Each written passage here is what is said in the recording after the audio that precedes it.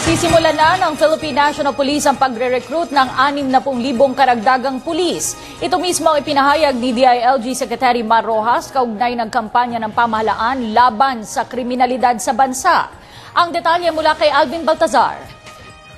Kulang pa ng 60,000 mga pulis ang pambansang pulisya. Sinabi ni DILG Secretary Mar Rojas na kung gustong matamo ang ideal 1:500 ratio o isang pulis sa bawat 500 individual, kailangang umabot sa 200,000 pwersa ang PNP.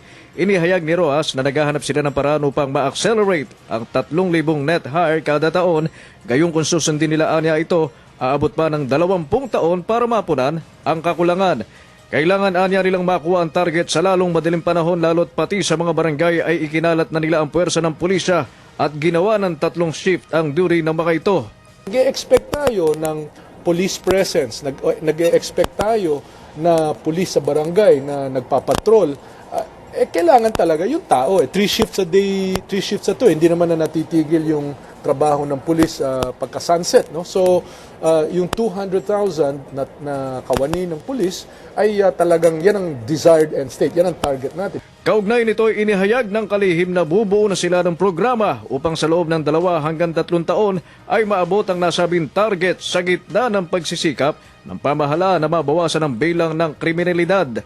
Pero nangangahulugan anya nito na kailangan nila ng tulong mula sa mga policymakers upang maasistehan sa kakailanganin nilang budget. So, para sa ating mga kababayan, para sa ating policymakers sa budget process, maganda na bumuo kami ng isang programa na sa loob ng 2 o 3 taon, more or less, ma-attain natin itong target na ito.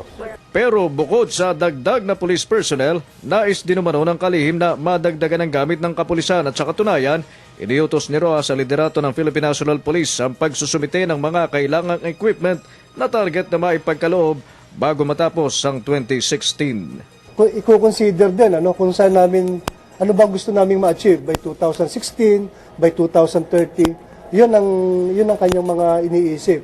Ganun na rin kung ano bang ideal na dami ng equipment na dapat naming i-request, resources, and that includes yung personnel.